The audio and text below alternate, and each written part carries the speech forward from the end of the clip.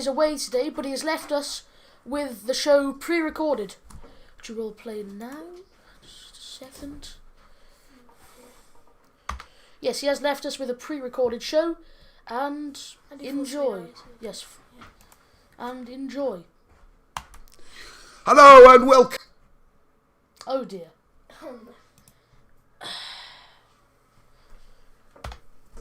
Welcome to Britain's Hidden History, episode 101. There we go.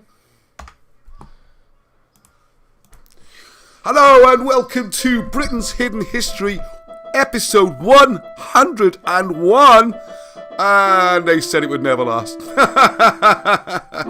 Right, a little bit different this time. As you notice, it's not live, unfortunately. We're trying to work around it, so you will know more than I do, because I'm about to set off to Newcastle to see our heroes, Alan and Barham. Barham's going to offer his birthday treat, and I'm going to spend a few days with Alan, chatting with him, living my hero for a while. It's great. Sort out his house, do a bit of cleaning, all that kind of stuff. And I'm hoping to record some videos which will be in this show, but right now I don't know either if I'm going to try and get their internet working, so who knows what you're going to get. But anyway, we have a show every Sunday, it's important. So Leon's playing us in. So normally I do hello to all those people on the comments, but honestly I thank you, because we've got the most solid group. It's everyone comes back week after week, and it's a really nice community feeling. I love it. I've changed my mind. I don't think we want. Thank you, Leon. Excellent. We don't want tens of thousands of people. We want those people. Oh, you're off. Oh, that's it. So he loves the show. He's so gripped and excited. He's gone. There we are. Sunday evening. I'm not sure. I think Arnie's going to be in the chair. So, as again, you know more than I do. Anyway, I've got still plenty of things to show. Though it's only a couple of days after the Sunday show. And you'll also notice I am back full of energy. I am energized. This book wore me out. I really did. And I had some long journeys to make. So a few days in internet-free Newcastle with Alan, getting some sleep, and that won't do any harm. But I'm fully charged now. Because, of course, King Arthur Conspiracy is out. I got boxes of books going up in the van with me to get them signed by Alan and Barham. So they'll probably be going out next Wednesday or Thursday. So bear with me. That's why I haven't put them for sale on eBay and Amazon just yet, because when you do that and some places in order, you have to get them out within 48 hours. Well, the books aren't ready to go out yet. So as soon as they are, which should be next... Hang on, I'm all confused now, because you're watching this on a Sunday, so it'll be next Thursday, I think, something like that. Anyway, so don't panic if your book hasn't gone out straight away, because there's a lot of orders to get through. And we don't have some massive company behind us. Make sure they're all signed, all correct, and might even put a little goodie in or something as well. So thank you to everyone who did the pre-orders that helped that. Thank you also for those who contributed towards Barham's birthday present and all the happy birthday messages and the well wishes. Keep sending them. I'll make sure he gets to see them. Right, so I've got no comments to read. What am I going to do? Well, we've got quite a few things happen during the week, and this is bizarre now, because I will be watching on my phone, which I wonder how many people actually watch on phones as opposed to computers, because it's not quite the same really as a big screen to see it all. I know some people, quite a few, watch it on great big giant TV sets, which I find a little bit, so when the camera was in close like it was before, you can imagine like some sort of Big Brother 1984 image of my face just filling half a room. So I'm just going to double check that this is recording, because I'm not used to doing recordings like this. Yep, we're all doing fine. Sound's coming through. Hopefully everything's good to go. Right, so so one of the things which I talk about a lot is the Britain's Hidden History Facebook group. And I don't know how many people are in, there's more people on YouTube than Facebook, so clearly not everyone's involved in it. I'm not a Facebook salesman. I'm not helping push it, and I know it's got dangers and pitfalls, but I would say if you are on Facebook, or if you just want to set up some sort of pseudo account, it does give it an excellent opportunity to discuss and share information and ideas. And we have a nice group, and it's not as nasty as a lot. I mean, it can get rough on the internet. We all know that social media. People get very upset, particularly about history, which is really strange. You can have more of a row about what's supposed to have happened 3,000 years ago than you do something that happened 3 days ago. But there you go. So hopefully Alan's going to be sitting next to me. I don't see why not. Maybe Baron will be back from London as well, and I'll be showing them. One of the things on the show then is the Facebook group. So just give you an idea. I've logged in this morning. I'm on the 20th of April. Just to give you an idea, look, so there's a mention about the book. Still saying pre-order. I need to update that. There we are. So Nikki's put, yes, give me some ideas for this show today, really. Right, these scripts are in Tolkien. Nikki Griffiths, who's a regular contributor, fantastic. Some of the things Nikki finds brilliant. So these scripts are in Tolkien's own hand and defaced by him. The middle script is in Elvish Fengwa, and the other's in Dwarvish Kirth runes, which looks remarkably like Colburn. If it can be translated from Colburn, it should say something about the events and deaths of the dwarves in the mines of Moria. The book that is found and read by Gandalf is the Book of Mazurbal. Now, I'm just dying for a chance to do this, because not only the... Hang on a second, just go in there. Ah, yeah, it does look like Colburn, doesn't it? Just, boom, straight away, leaps out at you as possibly Colburn. You can see the arrow there.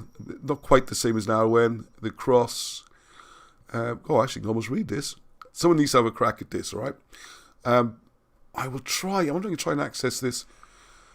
Yes, I'll try and access this while I'm up there. Might be something to do while I'm in Newcastle as well. Maybe get Alan to have a look at it, hopefully. So check the comments. I'll be commenting in there. It's weird, isn't it? I'm sort of having a conversation with myself in the future. Very strange, just internet and things. So it'd be good to have a closer look at that and a zoom in. But also I'd add that the Elvish script, you also find that looks like... brilliant. Thank you very much, Nikki. So that's the way you do a post. Put all the information, put it nice and clear. All those symbols are... they are all Colburn. Oh, we're going to have a look at this. Because that Tolkien knew a lot of stuff. He knew a lot of stuff. A lot of hidden history and a lot about the writing and the old stories. Man, we got to have a look at this. Right, sorry, not now. That's the trouble. You start looking at these things. They just draw you in. They're fantastic. So hopefully I got a comment on there from me, say what Alan thinks as well. How weird is that? So there's the big picture. I'd like to see the Elven one close up as well. If you could do that, please, Nikki, or whoever's found this article, that'd be great. So what do you get then? No one's discussed that yet. It's just gone up. Let me say 800 people have seen it already. So, here we go. Imagination, not history. Well, let's see. I respectfully disagree. It's a fact. It's pure fiction, but inspired. Well, who knows? Let's read it. That's what it says, isn't it? Okay, so there's more stuff there. Right, there's another story here. More Tolkien. A lot of Tolkien at the moment. Something in the air. And anyway, so we got Rob Shaw, who you know from the channel. He's written Architecture of Power. Excellent book, if you haven't got a copy already. It shows how you can follow this eternal struggle all the way from ancient Egypt right through to modern-day city of London. And you can see the Egyptian, the whole cult thing of the weighing of the soul and invention of how interest works, the magic, the magic of creating. So you've got seeds, you plant one seed, you get 10 seeds back. And they see sort of money and stuff the same way with compound interest. You plant money and it just creates money. It's like magic. So all that, it can be seen in the layout of the city of London, where the churches are, all that kind of stuff. So it gets very interesting. Right. Now, what's Rob got to say here? It's an interesting one. The distance between the two... Oh, yeah, this is a quote from Tolkien. You can read it for yourself. What he's basically saying is he's discussing the links between Latin and British. So he says here, so the letters, for example, Latin and British appear to have been similar to one another in their phonetic and morphological structure. I'm not quite sure what that means. To a degree unusual between languages sufficiently far separated in history to belong to two different branches of Western Indo-European language. This is something we bang on about again and again and again in this channel, looking at the fact they're not separate. They started together and they've separated. They didn't converge. There's something... by the way, I should say what's going to be in the show, couldn't I? Sorry, if you're new, welcome. I missed all that. Just so excited to dive in. Look at the history and how it's been changed and what doesn't get shown with the hidden history. Not just Britain, mostly Britain, but also this applies to, well, almost every country, particularly America. Anyway, all sorts of stuff. So one of the things this latches onto, this article, is the idea of the language roots. Now, if you look, let's just about back to me for a second. If you look at what the British historical records say about themselves, what the British, I can see Tim Lewis pulling up. Good timing in the show. I'll try and pause the record. I don't know if I'll be able to do that. We'll have a go. I'd get Tim to say hello. That'd be nice, wouldn't it? So they both claim a descent or origin all the way back in the area of the Tigris and the ancient Euphrates and Tigris. Irish nearer the Tigris, Cymru nearer Euphrates, and they've both gone to Egypt at some point. And then the story goes, when we get to the Exodus, the 10 tribes are going one way. The Irish are ordered by the Pharaoh. How this works exactly and what the terms mean is a bit more complicated, but I'm going to give the overview version. It's like, great, I've got a great spot. I can see everyone coming through the door. So Tim's going to come straight in. South Wales, see, you don't have locks on the doors, look. And, hello, Tim. Hello, how are you? Come and say hello, Tim. Just recording Sunday's show. Tomorrow's Will Today. Yeah, sorry, the panel's missing from the... Right, just sort of... hello. Hello. How's everybody? Well, he comes bearing gifts. Easter eggs. Easter eggs for the boys. For the boys. There we go. How is everybody? Yeah, how is everybody? There we go. Oh, we got the delivery now at the door as well. Oh, it's all happening. Right, tell you what I do. I'm just going to pause a second. Okay, yeah, thank you very much. Yeah, we got delivery come through the door. I don't know what that is. Wow, it's all Sunday happening, isn't it? See, Sunday evenings aren't like this. So. Right, it is back on. We are so in a strange thing with the virtual internet world. I just had an hour with Tim. The program continues. So I'm going to try desperately now to remember what on earth I was talking about. Yeah, we do know. It's okay. Here we go. Right, so looking here, the scimitar, so it was a bit clunky, that's what just happened, all right? So what we're looking at then, was looking at the structure. So if you go back far enough, you can trace the Cymraeg all the way back, and there's this false argument, if you like, between the Irish and the Welsh, supposedly Celtic brothers. We know not Celtic, but which one's got the ancient one, which one's got the oldest history, and it's nonsense. They start at the same point, they separate, and then off the Welsh branch, then you've got the Etruscans and the Romans. So yes, those languages are related, and all those words you see, they're not borrowed from Latin, they're not taken from Latin. They got a shared root, and if anything, Latin borrows the other way around. So that's interesting there. So kind of things we talk about on here. Let's pop that back on. So you can talk about linguists and British and Latin. There's an interesting one here. The mad dating on this archaeological conservancy. Hang on, I can't say that word. Conservancy. Oh, interesting, funny word. And there was something else I wanted to show, which I'm going to talk about. I've ordered a copy, and I'll talk about this soon. What Tolkien had to say about the fall of Arthur. Edited by Christopher Tolkien. And it's unfinished work that he's tried to cobble together a long time after his death. Done a little bit of research already. Well, Angie did, actually. And written in the 1930s, the research didn't really get put together till the 50s, not published till the 80s. And then more recently again. So I don't know. Have a look on that. This one I want to talk more about, actually. Because there's someone who has mentioned another latest ridiculous construction in the St. Fagans. If you're not aware, St. Fagans is what's called the National Folk Museum. And it's supposed to be... let's see if I can... I don't know what's happened here. My computer opens on this weird browser, and I don't know why. Google. Hang on a second. Good old Google, eh? Sorry. National Folk Museum... St. Fagans, here we go. Alright. So you can look at this, and it's bizarre. It's a strange place. If you go there, I mean, it's a bit of a touristy place. And the biggest criticism of it is that... Oh, God, Romans, straight away. Romans, bloody Romans. Anyway, the biggest criticism of it is a lot of the buildings are put together completely wrong. There's no other way of putting it. It's very strange how you get records of an ancient building, and it might be some sort of castle or something, quite impressive. When it arrives at St. Fagans, next thing you know, they're building what looks like a peasant's hut. So, there you go, sheep farming, all that kind of stuff. So St. Fagans is free to go in, but you have to pay to park, of course. What's on? Let's have a quick look, shall we? Because I haven't been there for a while. This is Urdd. This is, if you're not aware of it, Urdd goes by Cymru. This is a little campaign starting when I was a little boy. And it's all about promoting Welsh language and culture. So if they really were doing that, it'd be great. But it does, at least it's something.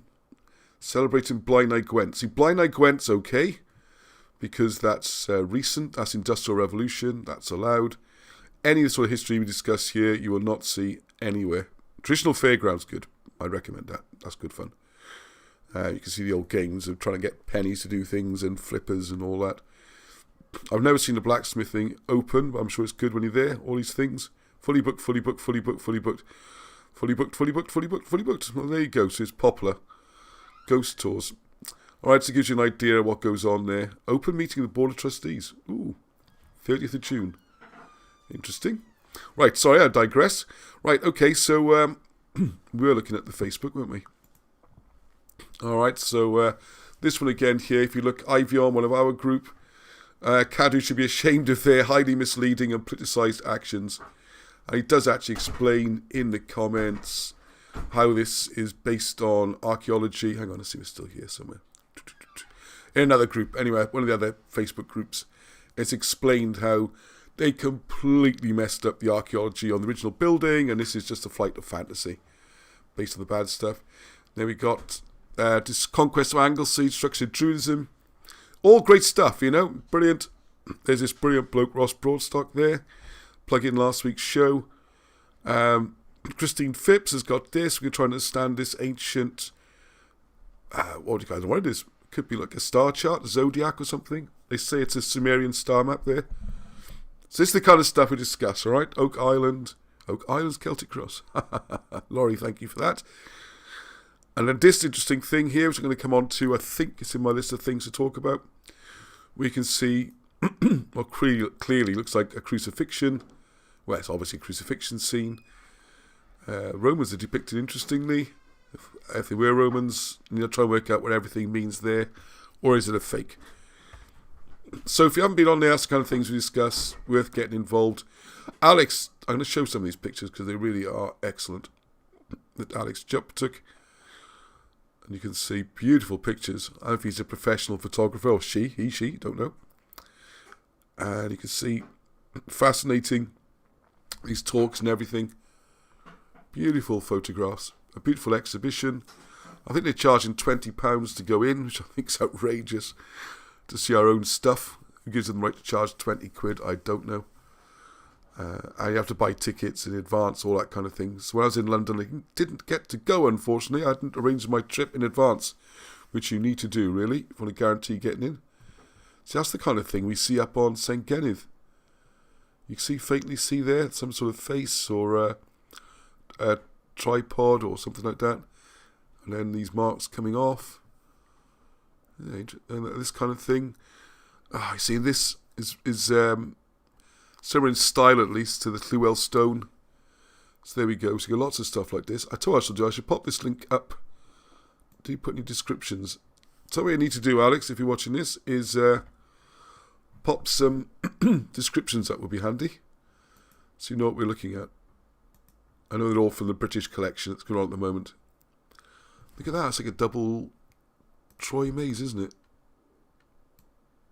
They look like a Troy maze. Whoa, come out too far. Hang on. Here we go. Yeah, I think this is the one which is causing all the interest at the moment, isn't it? I think they're calling it a chalk drum. So I'm not quite sure what this all means, what it's about. There we go. So that's kind of interesting stuff. So just giving you a flavour there, what goes on. You can see there's a couple of thousand members. This group could easily be 10,000 members, okay? Most groups, when people apply, just get let in. We don't do that. If people don't answer the questions, don't come in. Anything that looks like a fake account, anyone rude, and we keep the numbers quite small, okay? Not to be exclusive, but to keep the content relevant and have a nice atmosphere. And it's something, there's a link there's Monica, look, there's Marco Guy with his latest video. See, there's loads of good stuff. That's why a lot of my material just comes from the Facebook group and people contributing.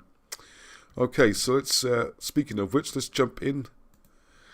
And this one, this Dean Morgan shared this one. I think you might have emailed me this.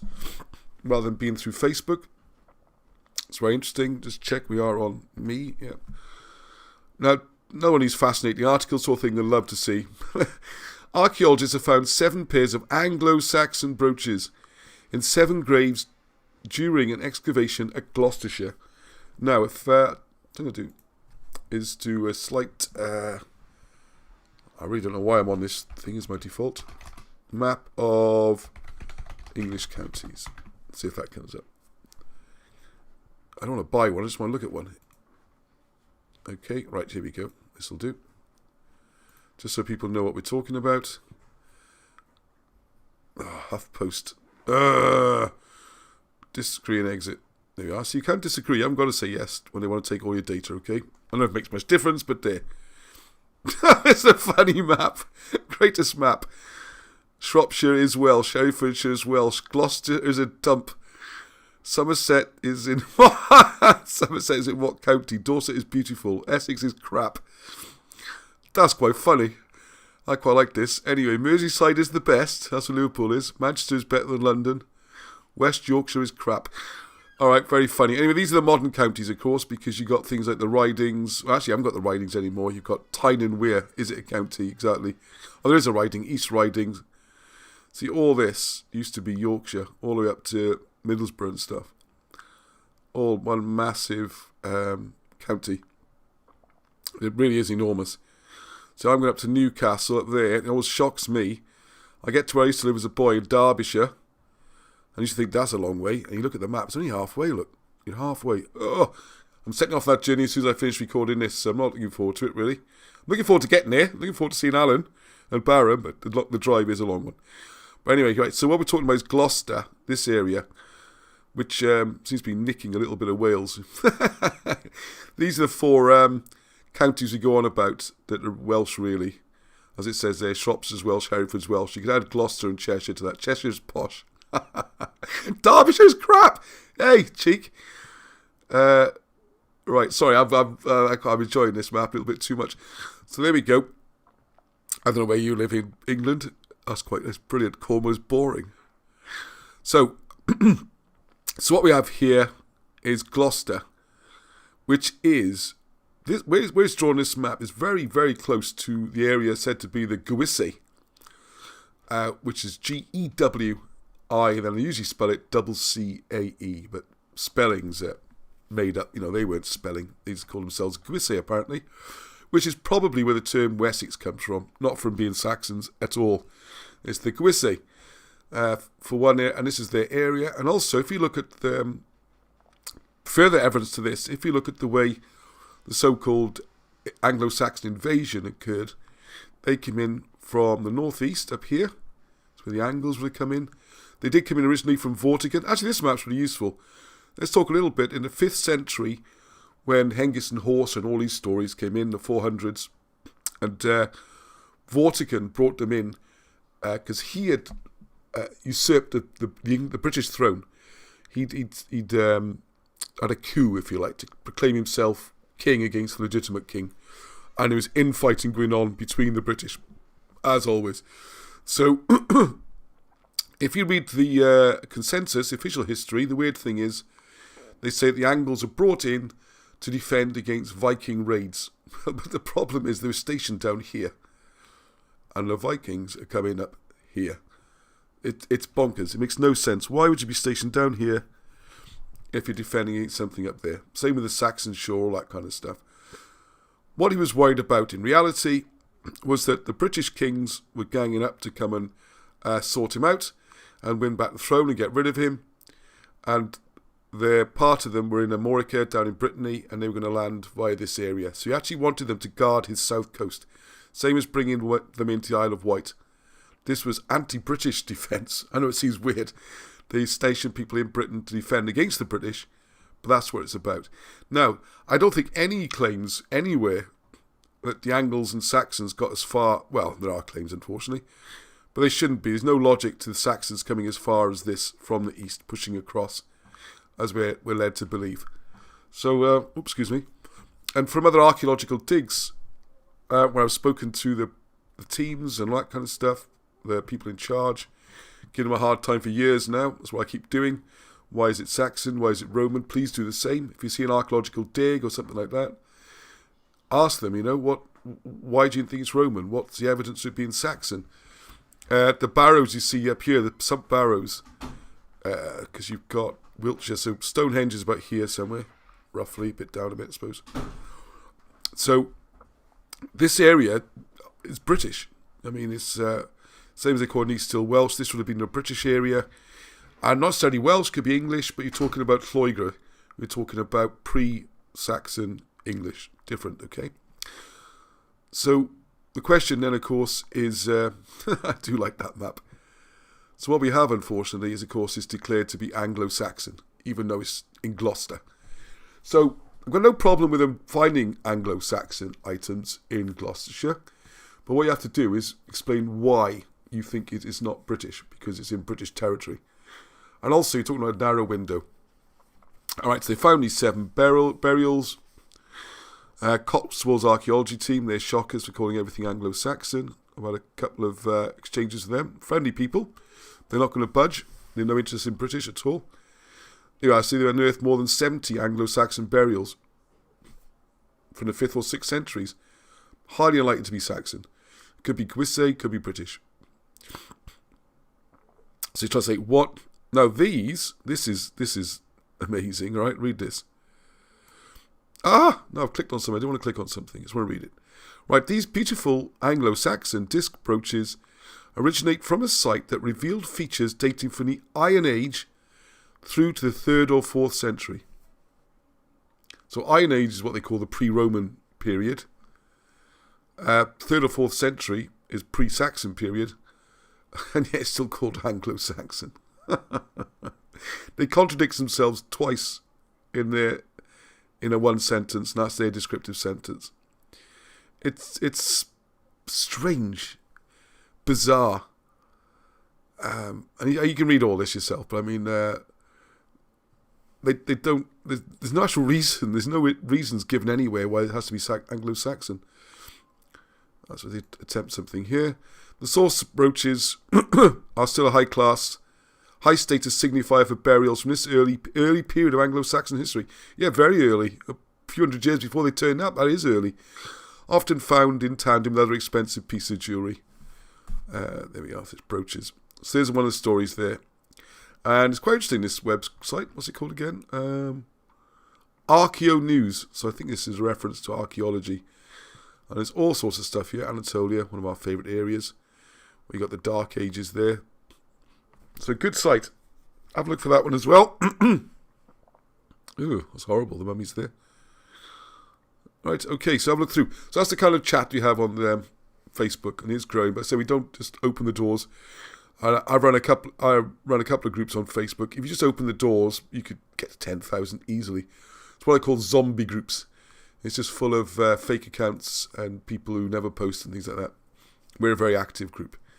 All right. Okay. Right, this video, I'm going to look into this because, again, please, if you haven't followed it, one of the things which I haven't done much about is recently is the Petroglyphs. It's the... I can reach now. Yeah, so now I've rearranged the room again. I can do what I used to do and reach across the books. I moved the desk back a bit so I can now reach all my dictionaries and Wilson and Blackett books and all that kind of thing.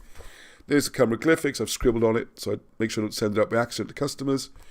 And this is showing how you can read hieroglyphs using the Welsh language.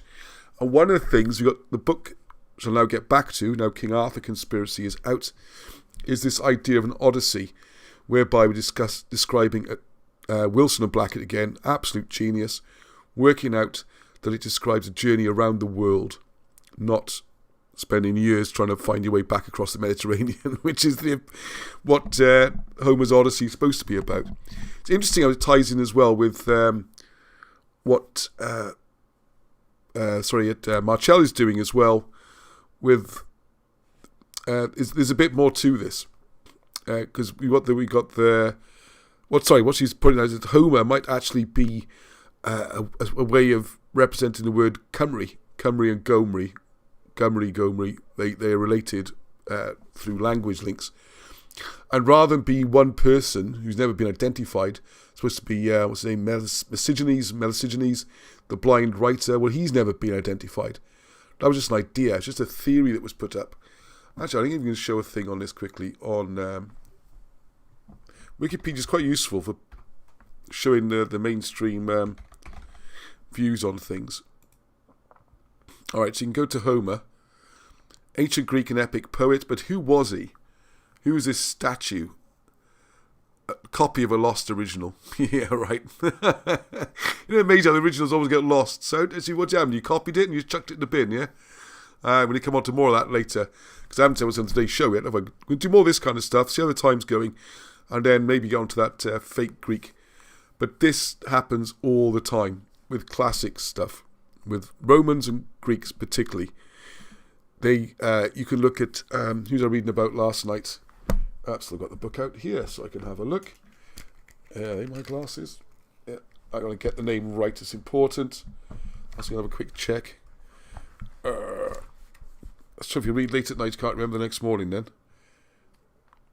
Right, just get it right. Yeah, Petrarch is the historian in the 14th century who discovered a lot of the ancient Roman stuff. He was a massive fan of this idea of an ancient Rome, which, by the way, seems to have been history copied across from Byzantine.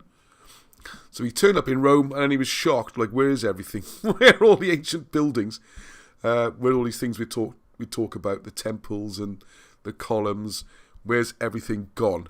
So he set about to, apparently it would seem, to create an ancient Roman history. And a lot of the stuff you see today has been built later than that. 15th, 16th, 17th century even. A lot of what we called ancient Roman buildings are only a few hundred years old. And the same with Greece. And in Greece, well, if we ever get to showing this part of the presentation, you can actually see from old photographs taken in the 1860s that some of it wasn't even built then. I mean, how weird is this? This classics history, which everyone is so excited about, and every word is pure. You start looking at people like Petrarch, who seems to create this ancient character called Plutarch, which is a play on his own name, and basically send letters back and forth to himself. And again, he's another one of these philologists, people who go around collecting ancient writings, and then discovering an ancient writing, making a copy, and then amazingly losing the original. That's amazing, often that happens. I can't find the original, but here's the copy. You can read the copy. Yeah, nothing at all suspicious about that, eh? Right, so the question is, by whom, when, where, in what circumstances the Iliad, Homeric questions, who wrote it, all this kind of stuff is really, really complicated. When it was written, the most widespread being that he was a blind bard from Ionia. Bard, interesting they call him Bard. Region of central coastal Anatolia in present-day Turkey. So they call him a bard, and he comes from the bit where the Welsh are supposed to have migrated from. Interesting. And I think the dates and it's all wrong. Everything's wrong. It's nothing nearly as old as they say it was. But they haven't mentioned, oh gosh, I'm going to spell it incorrect now. Melesigenes. You can read. Anyway, this is the point of a lot of these stories. What's really happened is difficult to tell. It's difficult to know who authored it, what it was describing. It does seem to be more of a history of the Gymri, which is why it's got the name on the cover. And what we're looking at, the areas which Marcel in particular is looking at, and also you've got Ewan Wilkins. Well, I'm going to see all the books to hand now. Book worth getting hold of if you can.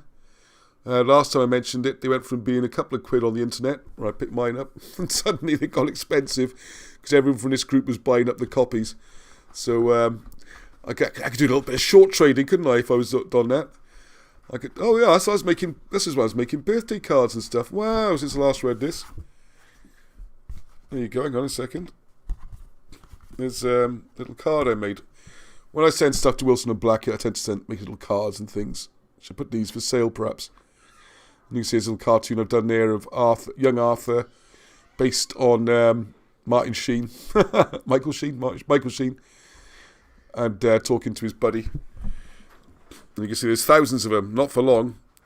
Young Arthur surveys the Saxon army advancing into Glamorgan. This is a cartoon animation book I'd like to do at some point. Arnie's written some good stories for it, so that's good. What's it say on the back? Arthur, son of Myrig, was appointed High General, Uther Pendragon, of the British forces when aged just 15 due to his father becoming crippled. Invaders entered Glamorgan immediately to take advantage of his youth.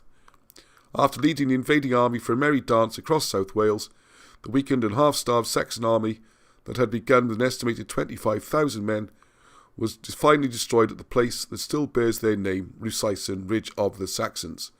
The historical King Arthur of Glamorgan and Gwent can be read about in Britain's Hidden History Ranger books, with a graphic novel due out the summer of 2021. The graphic novel 2021.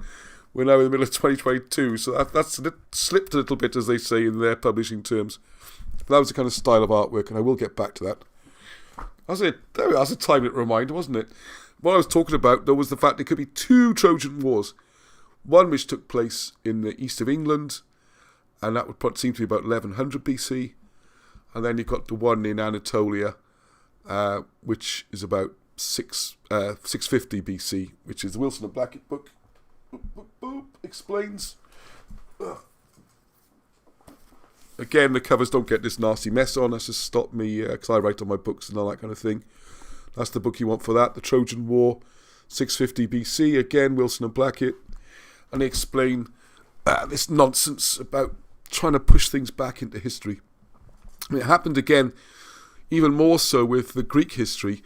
And just to give you some of the key points from what Fomenko's work has done about ancient Greek history, the Russian historians, Fomenko, not just him, the whole teams of them, and you can observe it yourself. If you look at the history of Greece, you will notice there's really nothing from the 13th, 14th centuries. In fact, from about the 5th century onwards, there's no real Greek history. It's almost like it didn't exist. So what happened to it? What happened to the people? What happened to the ancient Greeks? Why did they suddenly forget all this philosophy and trade, and Athens no longer had a powerful navy? What happened? Why did it all suddenly disappear? Well, the argument in the Fomenko books is it didn't disappear. It was never there. What actually happened was they took the history was written in the medieval times, 14th, 15th century, and that history was just moved, cut and paste job, cut from there and made into an ancient Greek, ancient Athens and all that stuff, which never existed, which is why you've got the gap now in medieval times. So this war between Athens and Sparta and Thebes and all that kind of stuff, that was a medieval war, 14th, 15th century even, possibly even later than that. And what we call ancient buildings were built far more recently. It's a huge, huge, huge deception. I'll try to show a little bit more of it today. Oh my goodness, I should have left for Newcastle with you. I see the boys enjoying the sunshine, playing a bit of basketball, running around outside. Fantastic. So, so we need to try and find this. Anyway, there's no real known thing about it. And what the style and the language, they talk a lot then about what they call, being out of place, anachronisms, it's out of time. And what will be coming up, I'm going to have to get this Odyssey out soon. I'm going to do it as a download. It's not really big enough for a book. I think it'll make a great download as an experiment. And I'll get some printed if you want to buy them as well, because it is fantastic.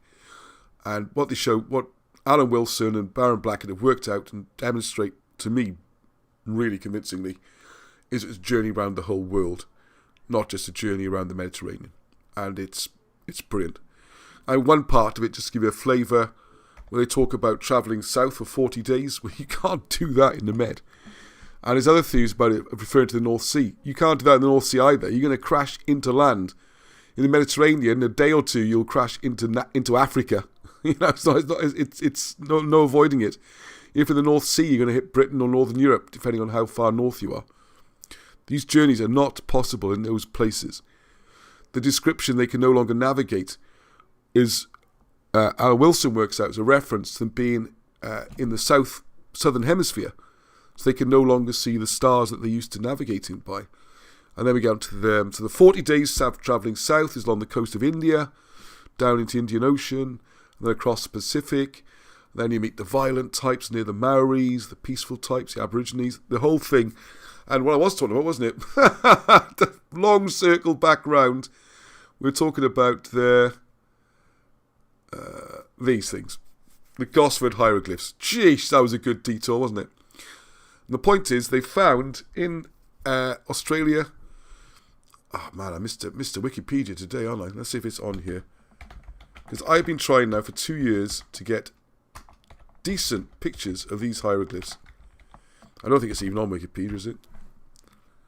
Gosford Glyphs. Oh, here we go. See, this kind of thing. Let's see. There's different areas. There's a big controversy whether or not they're fakes and all this kind of stuff. So they call them Egyptian style rather than Egyptian. They found an area known for its Aboriginal Petroglyphs. So what's happening here is the politics is taking hold. So I'll scroll that down so you can see it. And a similar problem to what we have in America, trying to look at old things. It's become political now that everything's got to be Aboriginal. It can't be from outside. Definitely can't be European or something. It's not allowed. So even these, I mean, they look pretty clearly like hieroglyphs. But politically, only two options are allowed. It's either a recent fake since the 1800s, or it's Aboriginal work which just happens to look like hieroglyphs. The third option, that an ancient expedition went to Australia, possibly from Egypt, that's not allowed. That's not. And if anyone could try, please, I put this request out a few times now. What I'd really like to see is a good set of decent photographs and we can translate it. And I think be aware, if you want to have a go yourself, please do have a go. You can do it from the Cymroglyphics book. You know, you've got your dictionary in the back. You just look at the symbols. You can see them, you know. What's that fist there? Look through. I can see there's a fist, or the hand. Oh yeah, there it is, look. There's the symbol. Oops, sorry, are you sharing now? Alright, so you can see it on the screen on the right. Hopefully my face isn't covering it. Then you can look it up, and I can see that there is a fist or a hand, and that's to chide or to threaten, that's durdio. And then below it then, we got what looks like a pot. There's a double page at the back, where you can scan through for all the images, make them easier for you to find. There it is. Hang on, so look on screen. Hang on, make this a bit easier for everyone, I think. Right, okay, that's better. So you can see the hand there with below it, what's it, Cymroglyphics, a pot or a pitcher. I hope you can see that. You'll see exactly the same symbol. I'll put my finger by it. Oh, that's the bottom one here. It's identical. So what that would be on here is croch, as in crochen is a pot, so croch is the verb, forcible, eager, violent. So it's quite unpleasant there. It's like threatening and violent. Threatening violence. And underneath, I don't know really. I mean, you sort of start surmising them, which is not the idea. It's so tempting. Everyone does this. When they look at hieroglyphs, is think, oh, it looks like to me, I'm thinking, well, sun. You got the sun in the middle, the Ra. And then you got those kind of rays coming off at different angles. Does that show it's in the southern hemisphere rather than northern? I don't know. That would be guessing. It might not even be connected to the ones above. If you look, they're quite different style of chiselling on the top ones to the bottom ones. This way it gets confusing. But the top two look like hieroglyphs to me. And if some of them are slightly badly drawn, and that will make perfect sense if you've got some crew. They might not have taken professional carvers with them. So here's more examples here. You see, so this is... see, that's interesting. If that is a snake, the nidia, which means not, the negative, and this is a symbol for faithful, so this means not faithful. Interesting. What's going on here? There we go. This. So if this has been faked, it's been done spot on. Because here's a great example. I can show you that one. It's actually in the book. All right. Can we zoom in even further? Not, sort of. Anyway, so look at these here, okay? So we're reading... it's difficult to tell which way we're reading. Well, the snake's pointing left, so I guess we're going left to right. I want to show you there. I could pull the graphic up on screen if I spent more time preparing the program. That'd be good, wouldn't it? Hang on. Names is not names. Prenoms we're looking for. Sentences. Combination words. Here we go. Wow, it's a while since I looked at my own book. You should know your own book, shouldn't you? Where have I got it? God, look at the index. Here we go. Okay. Right. Pictograms, titles and descriptions. Here we go. Immortal God, page 55. I went straight past it. Alright, so hopefully you can see that. It's the same as you see on the screen there. And don't forget, the one on the screen's in Australia. So that most definitely is hieroglyphs, okay? There's no way that's an error. Hang on, let's put it on there so you can... It's quite small here. But you can see it there. If you got the book, go to page 55. And this makes perfect sense. Let's go back to the sharing this one. Because what we have then is... This is the snake. See that snake running around the edge outside? Again, I don't know how Wilson and Blackett work all this out. It was brilliant. There's the snake, snake's head. So that snake is naidir. So we get nai, which is negative. So not. So everything inside the snake's outline, so these two, is negative. Actually, this is slightly different to the one in the book, because normally this is a straight line. Now the T, this is the cake, you are. So in the one I just showed you, the immortal God, is a straight line, and that's a place. And it says, you are of this place not. So you are not of this place. And that's the life sign there, okay? So we've got, you are not life of this place. You're immortal. Alright, you're not part of the worldly life.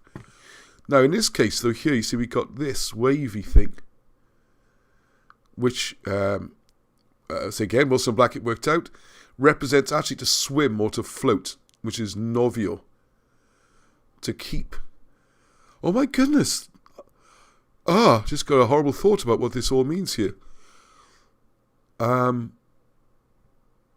Your life, you are to keep not. You are not to keep your life. Oh my goodness. You've seen this live happening here. I hope this worked anyway. And then, of course, you've got the body. Looks like you've got a dead body then. So there it is. You are not allowed to keep your life. There's a dead body, and then we've got to try and work out what's happening with this. And there's a couple of weird symbols there. That one's familiar. This is the censer. This is to do with burials and stuff. Wow. And you are not... Yeah, you are not... See, there's the snake again, right? See, the negative, you are not loyal. I'm not sure what that weird... That's... something to do with loyalty. And then you are not alive. Or you're not to keep your life. Wow, looks like someone's been... had the old chip chop here, doesn't it? So as you can see, this could be really interesting. But bizarrely, it can't get decent pictures of the whole thing. They are out there because if you look at this video, which someone kindly sent me. Sorry, I'm not sure who sent me this video to look at. It's Laurie, I think, actually. I haven't had a chance to watch it all through yet. If I can get the internet working up, or on my phone up in Newcastle, I'll have a chance. And the first thing he says then, if you watch the bloke presenting, search this chap here, he says, yeah, this brilliant, he's an Egyptian, supposedly an expert, he's going to use the conventional way of looking at them, and he says he was sent this brilliant set of photographs, which he's done the translation from, which I'm going to have a look at, but only glimpses of the pictures. So you can watch that video as well, and see how it works with chiroglyphics, compared to what he's done, which I say I haven't watched yet. So there you go, a little insight into how the chiroglyphics works, where it's that simple. You just look at the symbol like that, the pot, whatever is crochan in Welsh. Croch is that verb to be, aggressive, whatever it was. That's it just works like that. You see the word, you say it, you get the intended word. And the magic of the Welsh language shows how ancient it is, because nearly all the words have a physical meaning and then an abstract concept or a verb or something you're trying to get across. Okay, right, so I'm just going to... a comment last week... Oh, no. Someone in the week anyway was saying that the chap, Anthony, who put up the article, so he's gone to London, looking at Leyton Orient football clubs, remember? Just check I'm sharing. Didn't mess this up. So if you're not live, there's no comments. They got no Arnie. They're out playing outside, which is good, as boys should be. So if it's gone wrong, I don't know. I'm not re-recording it, so I've got to go. Anyway, so he couldn't find the statues of King Ludd and his sons. And this is request for help, please. If anyone's in London, because I've been doing a Mandy McCourt, good old Mandy, the arch researcher, sent me a whole load of links here about King Ludd. And if you're not aware, I love the way he's mythical. Why is it everything in British is mythical? There's places named after him. There's evidence for what he's claimed to have done being correct, like walls and things like that, statues. I mean, I don't know how old the statues are, who knows? But it's more evidence than there is to support any of the Roman claims or Greek claims, for example. It's the problem with British history. Everything's a myth. Nothing's accepted, however much evidence you've got, okay? So I don't know how old these statues are. I don't see how anyone can know. He's mythical. King Ludd is said to have been a pre-Roman king of Britain who rebuilt London, which according to legend had been originally founded by the exiled Trojan Brutus, from whom London derives its name. So the idea is London came from the name of Ludd. Yeah, well, okay, it's a little bit of tangled up history there, but there's some grains of the story in there. Ludd is said by some to have given his name to the gateway known as Ludgate, which seemed to make sense, especially as something's not mentioned in here, they found a wall 26 feet down, way older than the Roman period, in big, large finished stone, very solid, and it's where Ludd's supposed to have built it, but hey, that doesn't count. You can't get much more physical evidence than great big stone walls, but there you go. So Ludd is said to have given his name to the gateway known as Ludgate, you'd think. Obviously, Ludgate's not the Welsh, that's just a translation. Although others say it comes from an Old English term meaning swing or postern gate. Right, we'll come on to that in a second. So this series of badly weathered statues depicting Ludd and his two sons, apparently named Androgeus and Theomantius, which originally located on the gate. In fact, the legend goes the king was buried under it. So how about we have some proper archaeology and everything? Let's see, let's find out. Hey, would that be terrible? Following the gate's demolition, the statues, said to date from 1586, were moved at some point to the vestry porch of St Dunstan in the west in Fleet Street. Right, this is why I need someone in London or going to London to go and have a look. Are they still there? And what condition are they in? Can I have an up-to-date photograph, please? Because all the records I'm looking at, see, this is 10 years ago. And then Mandy found this as well. This is only 4 years ago. I'm not sure if anyone was checking if they're still there, the statues. Right, so here we go again. Sorry, it's come up faint. Maybe that's I'm not a member. I haven't clicked on accept this or whatever it is. Anyway, Ludd's name has been linked with the etymology of London itself. Luddine, Valley of Ludd, or Caer Ludd. I think that's more likely. Ludd's fortress. Ludd's original settlement was said to be in the area of Ludgate Hill, where St. Paul's Cathedral now stands. The hill is one of the three ancient hills. I just confused myself. I don't know if that's better or worse. The hill is one of the three ancient hills around which London was formed, and Ludgate was the principal of the ancient 6 gates into London. Let's ignore all that. It's just physical evidence. There are other explanations and arguments to the origins of the name Ludgate, however. According to Griffith ap Arthur, or Geoffrey of Monmouth's fabulous history of England, it's not just a history of England, you've got to put a little adjective in to say, it's all silly. This entrance to London was first built by King Ludd, a British monarch 66 years before Christ. Our later antiquaries, ruthless as to legends, however romantic, consider its original name to have been the Flood or Fleet Gate. Not based on anything. Just can't be British, Yes, this chap, 1878, Walter Thornbury. It's just bloody ridiculous to think that there's a wall where they said it was, and it was in the place that's got the name that it should have, and all the evidence matches, but it's just flabbergasting. Pass my cigar. And that's how it's decided, all right? So he wrote Walter Thornbury in 1878. And one of the things I'm going to read is my History of London book. I'm going to read that a bit more as well. If you remember, it's quite exciting at first, but then it seems to slip into mainstream. Anyway, right. Cementing the liquid Ludgate and Ludd in 1260, King Henry III, from the 13th century, had the Ludgate decorated with iconic images of the legendary king and his two sons. So why is Henry III buying into this legend? So these statues were beheaded during the reign of Edward VI. So why wasn't he into this story? And repaired a short time later during the reign of his successor and Catholic sister, Queen Mary. See, these are important. Royalty are prepared to go to great lengths to put the statues up and take the statues down. It's more to this than just fables. And also, you find, oral tradition and fables and ancient stories generally have more than a grain of truth in them. And in this case, you can see them in there. A lot of the work Wilson and Blackett have done, which will be coming out soon. I don't say that because I put myself under huge pressure again at some point, showing how these genealogies work and who Ludd was and how the kings all fit together. And of course, his Marshall's coming out as well. It's a slightly different angle on things. So there we go. So this is there's Ludgate Prison. And you can read about it. Same as, what else do we get on this? So there's a different angle. Look at that. This is quite depressing. I think this has got the caption on it. Where's the one with the just depressing caption? No, it must be the next one. Yes, it's appalling, isn't it? What a way to treat them. Even if they are just fables, they're still 500-year-old, even according to the official narrative. Don't they deserve a bit more respect than that? Just shoved around the back of a building? If they're still there, so I want someone to please go and have a check and see what state they're in. The face is defaced, the arms are being bashed off, they're out to the weather, getting ruined. Dreadful, isn't it? Well, I think it's dreadful anyway. Did you know about London? King Ludd.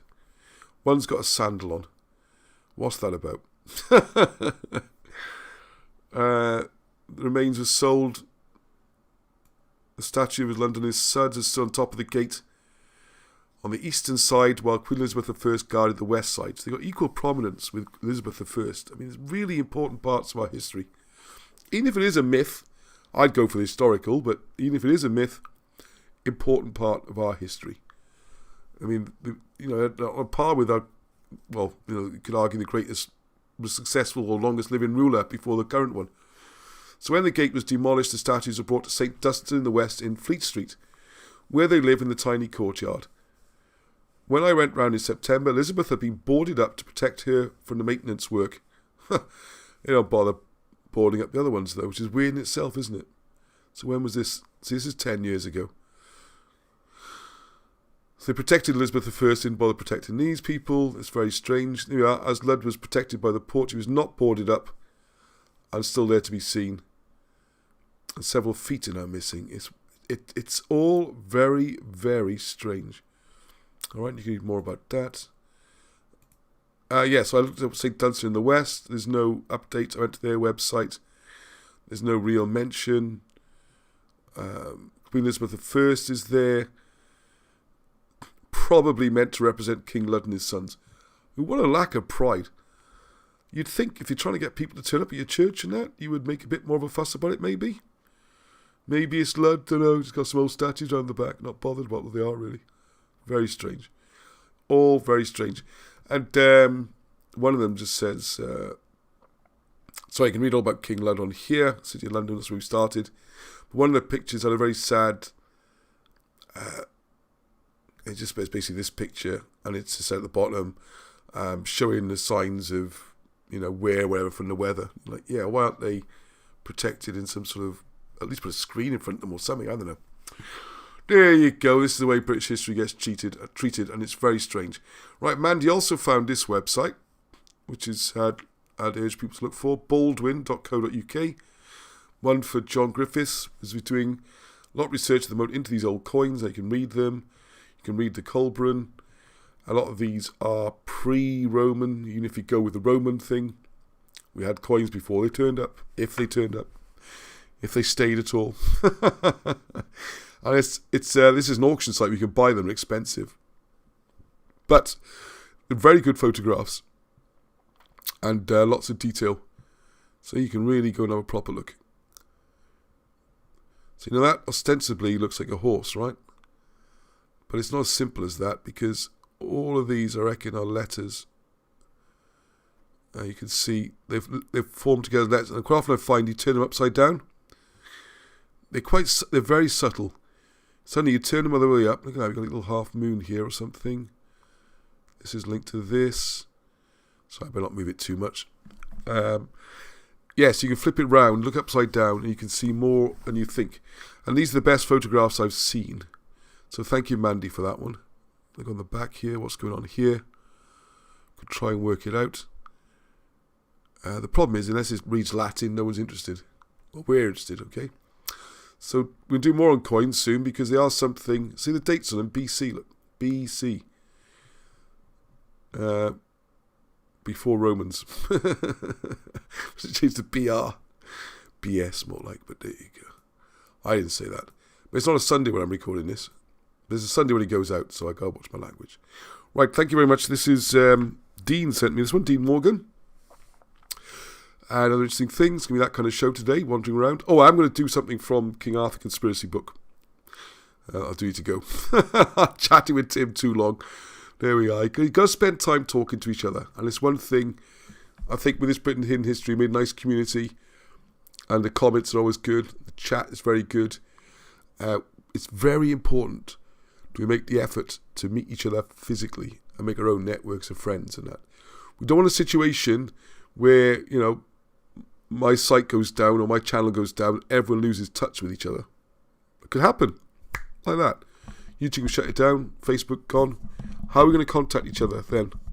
You've got to think about these things. Make friends. It doesn't have to come, you know, it's not like some sort of hub situation where I'm in the middle. No, it's little groups.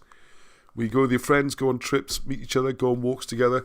We need to organise more of that. Summer's coming up. Do some guided walks. I'll come along and we'll walk up some of the hills. Look at, I'm trying to think of the places I'm not yet banned from. No, there's lots of places we could go. Atlantic Major, look at the stones there. Margam, look at the stones. We'll walk up to St. Peter's Church. We can do lots of places we can go. I can show you where Tunaglow is. I can show you where the Lionstone is. I have to be careful about whether or not we go up there. No, I'm trying to negotiate some with the farmers. And I need to do this soon. I would suggest this summer because those wind farms are going to come and they're going to destroy all these hills. People have no idea. Please send letters or emails asking MPs and these developers what's going on. We really don't know, and they're going to suddenly be up and it's going to be just not as nice to walk around. History destroyed and all the other ecological problems to wildlife. But in the meantime, let me know in the comments if you think I was organising some trips down to Nevern to see the cross, walks around all the places I normally go. You see on the walks. It might not be me. I'll try and get the ball rolling, just give it some momentum. But there's other people who guide me around who know these sites better than I do. Okay, and then please exchange physical information with each other. Like yesterday, where's it gone? I went and bought more. Oh, where did I go? Yeah. I must be packed for my trip. Anyway, I went and bought some nice stationery and old-fashioned envelopes and letters because I've started sending more letters, physical letters rather than just emails. Get to know each other's addresses, phone numbers, meet, chat. It's important for our mental health, our physical health. Spread the word and just keep everything going. All right, it's worked for thousands of years, and it's quite. It's a sad thing, it's a worrying thing about the amount of isolation, especially obviously the couple of years we've been through with COVID and all this kind of stuff. People are afraid to go out at all. People are being left isolated with no one to talk to. I'd not blow my own trumpet now, but about a month ago, I've got a friend who's locally, who's Russian. I was very worried that this person and her husband would be getting grief or they would feel particularly isolated. Been through the COVID thing, and then suddenly you've got this anti-Russian, I call it propaganda or whatever, news, whatever you want to call it, Russian hate building up, and they'd feel quite nervous about even coming out. And I just turned up at the door. Ding, ding, hello. I didn't bother texting, are you okay? Just turn up. And I ended up being there for 2-3 hours. That was that day ruined for work. But it was worth it. Really interesting. And the guy there is really, really interesting as well. And we had a great chat, covered a lot of areas. And I felt better for it. They felt better for it. This kind of thing we've got to do more, okay? We look after each other. And the only way to do it is physically, not just with emails and phone calls and stuff. There we go. So that's me a little bit of detour preaching. But I think it's going to be a lot more of that this summer, okay? So thank you, Dean Morgan, for this one. Quite interesting, because the reason this stands out to me, and I think Dean sent it, is because the dates fit with the comet roughly. And it fits with the idea of the Welsh-British migration to America in the 6th century, as described, particularly in volume 2 of this, which they say will be available from about Thursday or Friday. If you missed the pre-orders, you have to wait a bit longer, because it means you get everything sorted out for the ordering and get those out first. Now, there's a couple of ways of looking at this, because this is exactly where Ohio, right? This is where the Welsh migration is supposed to have gone. Right, so I'm going to just read a couple of clips. The Ohio Hopewell culture, or Hopewell culture, was a widely dispersed set of Native American population, connected by a common network of trade routes from 100 BC to 500 AD in the Middle Woodland period. I have no idea how they've dated this, or if it's accurate, or anything like that. I have no idea. Let's just go with it, right, for the purposes of this little chat. So they're talking about the comet. All right, the comet's there, no problem. So you can have a comet in America, anywhere but Britain, really. So we're going to go with this being the same comet. Right, so the airburst affected an area bigger than New Jersey, massive fires, go away, all this kind of stuff.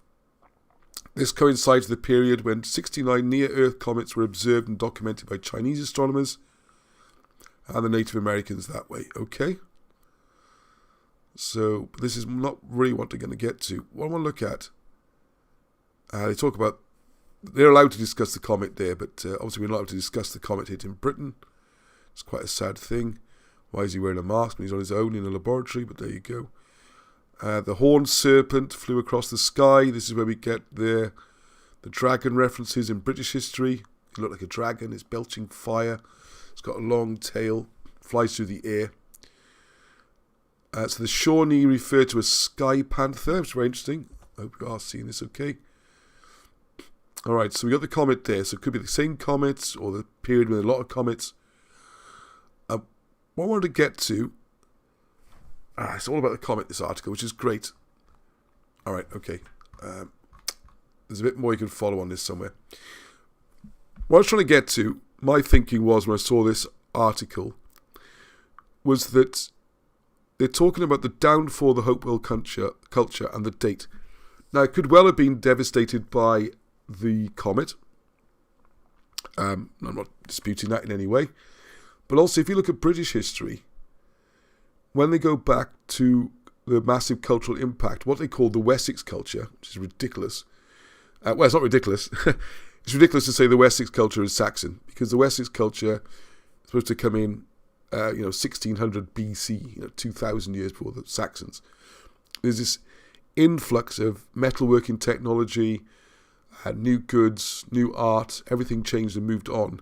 I'm not really sure what happened to the old previous civilization or society or whatever you want to call it. Now, we know from our history, this marks the arrival of the Albine migrations from the Middle East. This is the migration when the British arrived, and of course they brought their technology with them, along with their religious ideas, their art, all those kind of stuff were all brought with them. And the previous culture pretty much vanished. So maybe we've got the same situation here. What this date is actually helping us to do is explain a similar situation where in the 500s or 570s, if a new culture came in with, metals and superior technologies and stuff like that, or maybe disease, wherever it was, this explains why one disappears and the new one appears. The dating is very interesting. So worth looking at further. I'd like to know more about the Hopewell culture, and that's very much sort of Lee Pennington kind of area. Okay. Right, this one, as mentioned, this came from their post from Nikki. And what we're looking at here is this book, which I mentioned briefly already on this thing already today, I think. So we'll be looking at that at some point. Okay, what Tolkien had to say about Arthur. How much has been edited and changed, who knows? And I think that was the things I wanted to cover today, really. Apart from the main things. Right, what I was going to do, a little,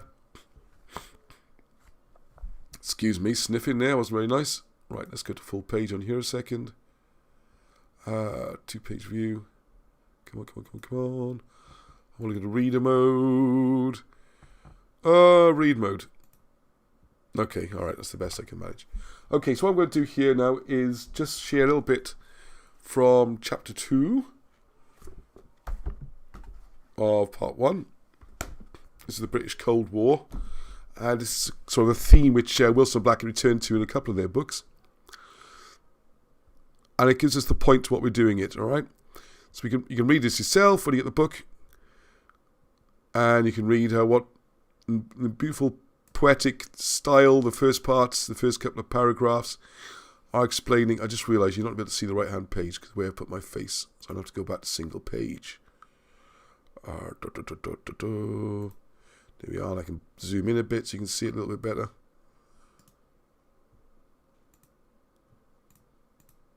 There we go. That's better, isn't it? I hope that's better. Oh, that's why I can't use the highlight button now as I can. Ah! Hang on. Right. How do I get off zoom in mode now? I just want my normal cursor back. Oh well. Okay, so alright, we talk about the arrival, then the Albine migration, we just talked about that, thought to involve giants, which Wilson Blackett says misreading of Giantis. And the British tradition was also ridiculed. I'm not talking about that right now. I'm talking about how difficult it is for anyone to get acceptance. Right, here we go. This is what I pick it up from. I can't click my thing back. How do I go back to... No, wherever I click now, it's going to be on Zoom. Oh, how annoying. Right, so there's a little bit of... Not too long on this. Hopefully I'm sitting next to Alan Wilson, if he's stayed with the programme this long. Right, so George I became king in 1714, and a Scottish rebellion took place almost immediately in 1715. The point being here that the Germanic rulers have put... Hang on, I need to go back slightly to explain. Why am I telling the point when we've got it? Here we go. Right, this is the bit I want to go to. I can't highlight it, unfortunately. Right, this is the key part. In 1485, the Welsh Henry Tudor, anglicised as Tudor, defeated King Richard III of England at Cullington in the battle that's known as the Battle of Bosworth. He became King of England. The Tudor dynasty ended in 1604 with the death of Elizabeth I, and by virtue of the marriage between Margaret, the sister of Henry VIII Tudor, and the Scottish King James III. So the crown ultimately passed to James VI of Scots and James I of England. One person, alright? He's the first James of England. As a dynasty, the Stuarts were a disaster, and by 1688, a second revolution had seen James II deposed, defeated by William of Orange and driven into exile. This glorious revolution of 1688 saw the future government of Britain pass into the hands of a junta, who needed puppet monarchs to front their rule. Queen Anne, who left no heirs, was succeeded by Queen Mary and William of Orange, who again left no heirs. And finally, by virtue of a marriage between a Stuart princess on her mother's side, so there was some connection with the Stuarts, pretty tenuous and weak and thin, but they weren't completely plucked out of nowhere. But I think the consensus is that George I was about 56th in line to the throne. He was picked because he fitted the bill. Didn't speak English, didn't even spend much time in England, prepared to do whatever they said, just give him a fat paycheck, and everything was cool. And maybe they had some on him. Something on him, I don't know. Anyway, so again left no heirs, and finally, by virtue of marriage between a Stuart princess and an elector of Hanover, whose family were also suitably Protestant, a German fat family sat on the throne. And this is where the trouble starts. This is where you had to rewrite history. They had to. It's not a conspiracy theory. The countries that didn't rewrite their history and deal with these things had bad revolutions, and they didn't survive. I'm not saying it's a good thing, I'm just saying it's pragmatism. It's how you run countries, okay? Don't be surprised by it. Right, so George I became king in 1714, and immediately Scottish Rebellion took place in 1715. Then you got the famous one in 1745, which ended up with the Battle of Culloden and the Highland clearances and all those terrible things. Under Bonnie Prince Charlie, he was a bit of a dead loss. He shook the hoped-for tranquility of the regime, and the savagery of the reprisals taken against the Scots demonstrates the fear of the regime. I think in some ways I should say the fear in which the regime was in. The regime was terrified that there was going to be a revolution, they're all going to be kicked out. This we get the joining the Union, acting Scotland and Wales together, Scotland and England together. The puppet governments, the whole thing changed, and the history changed. You've got to see the context. This is the when and why, right? The how we talk about all the time. The when and the why was to prop up this new Germanic puppet government.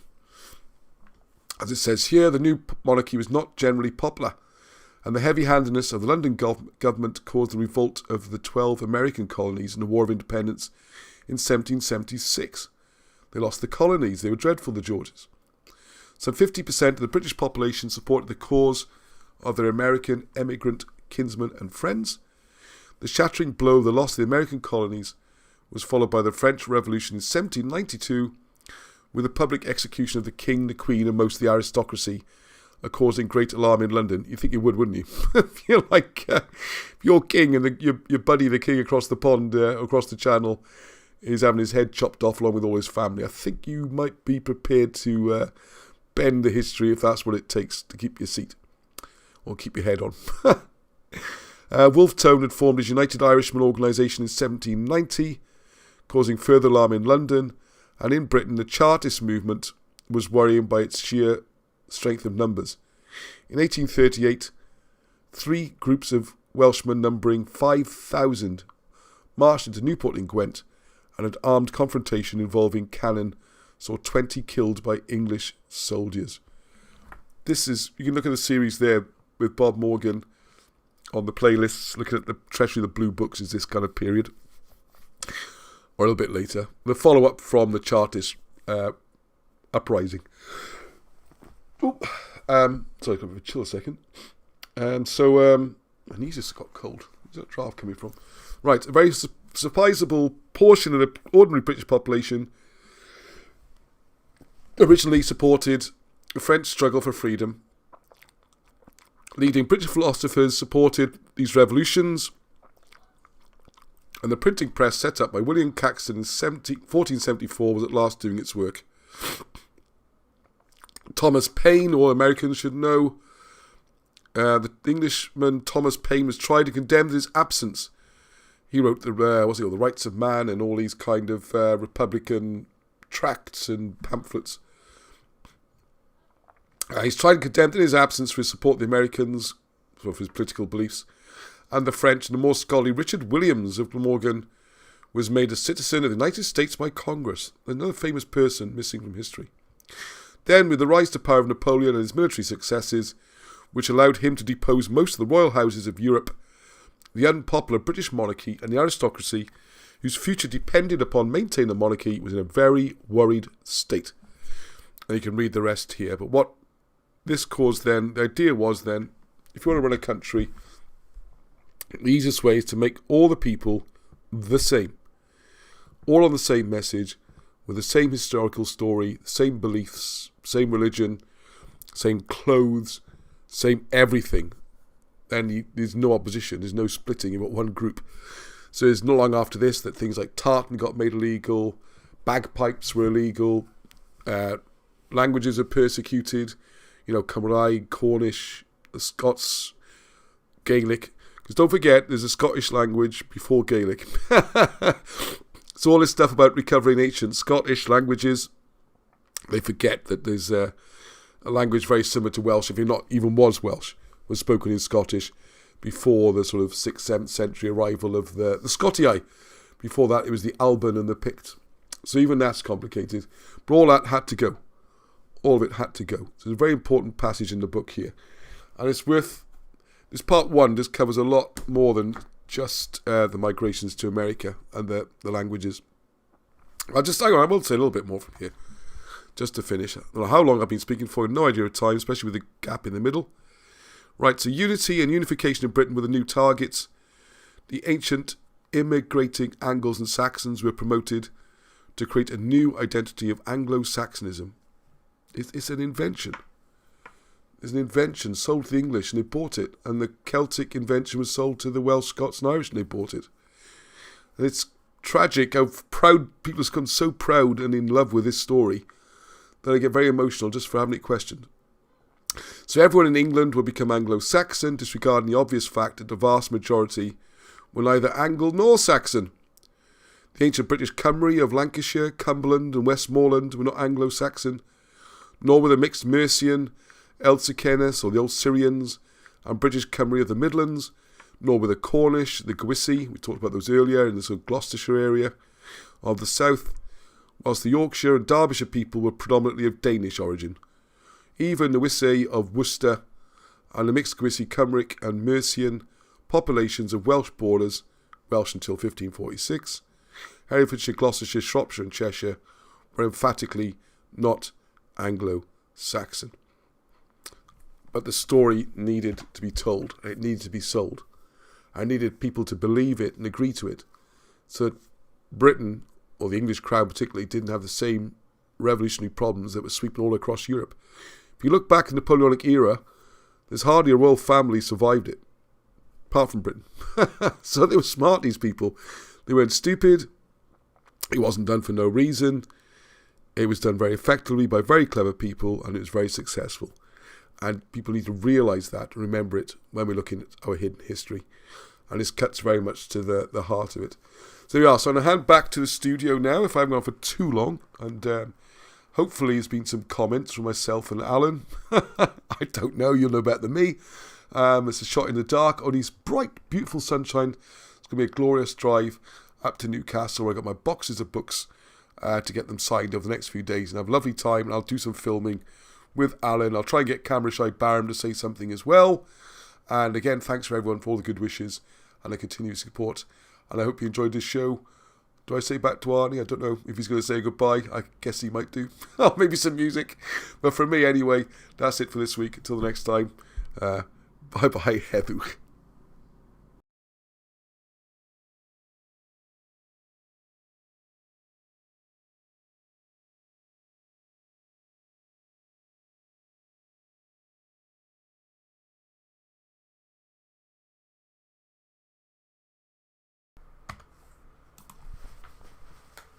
Okay, so everyone, thank you very much for watching. Yes, again, sorry Ross couldn't be here today. Hope you enjoyed the pre-recorded live stream. And oh dear, I enjoyed it. And until next time, Heather.